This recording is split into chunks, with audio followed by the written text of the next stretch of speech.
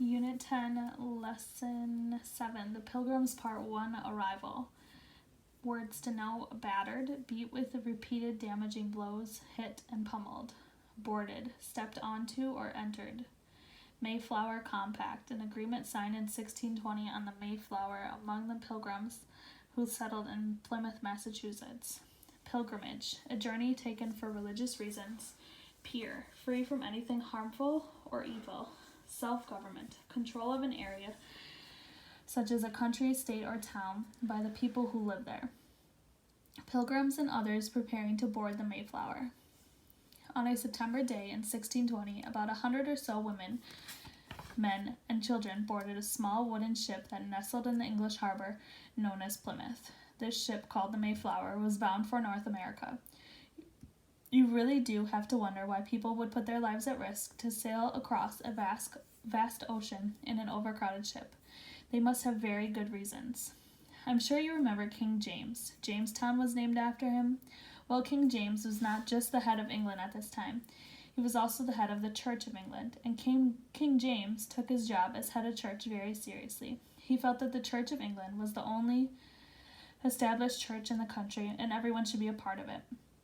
The king also believed that if you didn't support the Church of England, you might not support the king. So King James did not allow people to follow any other religion. Anyone who broke this law could be severely punished. In fact, many people were imprisoned, killed, or forced to leave the country.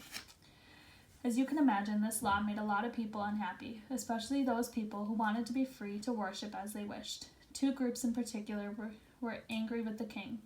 They were known as the Puritan and the Separatists. The Puritans actually belonged to the Church of England. However, the Puritans believed that the Church of England, also known as the Anglican Church, was not strict enough. They wanted a stricter way of life based on how they interpreted the Bible.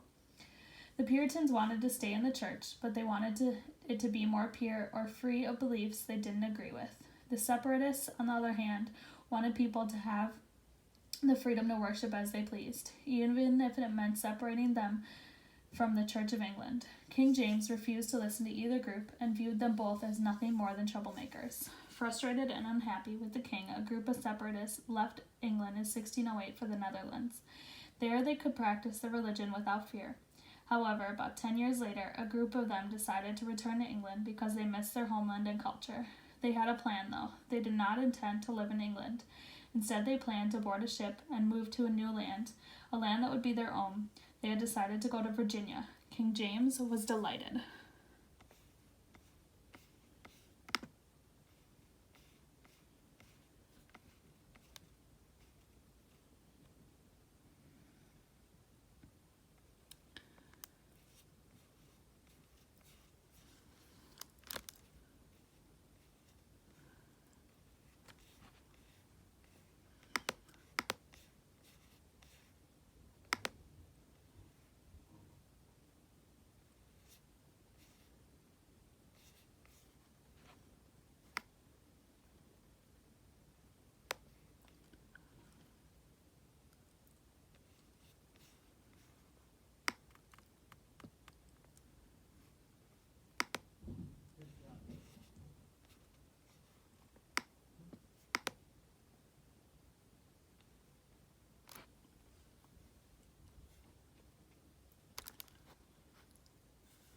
William Bradford talking with Virginia Company. William Bradford was the organizing leader of the group of separatists. Bradford had persuaded the Virginia Company to allow them to make the trip. He also persuaded the company to give them a small piece of land to settle on when they got there. If you recall, it was the Virginia Company that had paid for the English settlers to travel to Virginia in 1606. Before setting off, these separatists became known as pilgrims. The word pilgrim is used to describe a person who goes on a pilgrimage or a journey for religious reasons. It was thought that this word best described what these people were doing. Pilgrims and others preparing to board the Mayflower. And so, this is where we begin in 1620, September. As the Pilgrims board the Mayflower, it is important to note that not everyone on board the Mayflower was a pilgrim. There were military officers, adventurers, merchants, craftsmen, indentured servants, and the would-be farmers, too. Because they were not part of the church and the Pilgrims were not familiar with them, the Pilgrims called the other travelers on board the ship strangers. Regardless of what they were called, all of these people hoped for a better life and were willing to put their lives at risk to get it.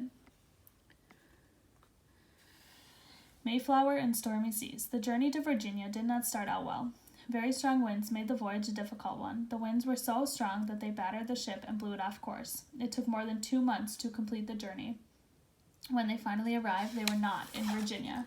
At the first sight of land, the captain instructed that they drop anchor. Although those on board were happy to see land after 2 months on board a ship, it became clear that they were not where they were supposed to be. For one thing, the weather was much cooler than they were prepared for.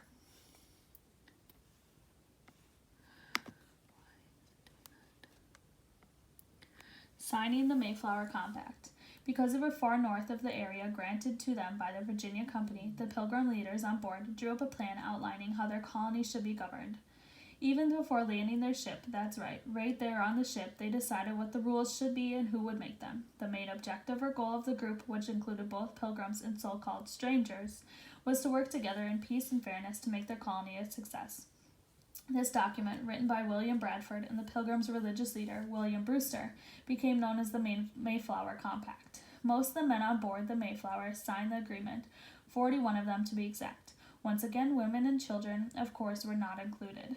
Today, the Mayflower Compact is a very important document because it was the first document in the English colonies to guarantee self-government. The group sent an exploratory party in a rowboat to investigate the coastline while everyone else remained on board the ship.